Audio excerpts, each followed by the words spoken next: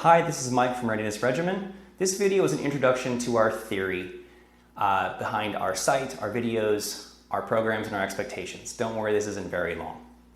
Our theory comes from three interrelated areas. First, from a physical and structural standpoint, we are asymmetrical.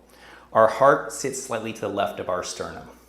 Our liver sits to the right under our right rib cage. Even our lungs are of different size and different numbers of lobes on the left and right side. These asymmetries are structural physical. We can't escape them, but they're usually balanced through movement, in particular reciprocal movement.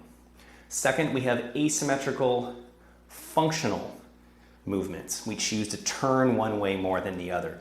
We use one hand or one limb differently or one leg differently. Even our right and left eyes interact with the world in different ways, as well as our ears. Think about how much different it is to listen to your cell phone on one side versus the other.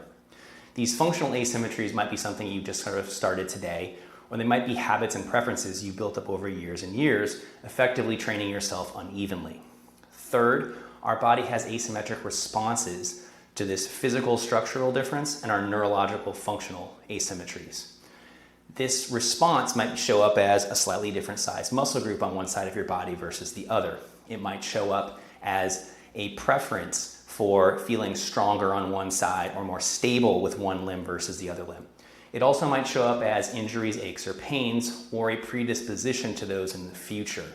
Think about how many times you've heard of folks with right leg sciatica versus left leg sciatica, right upper neck pain versus left upper neck pain, right low back tightness versus left low back tightness.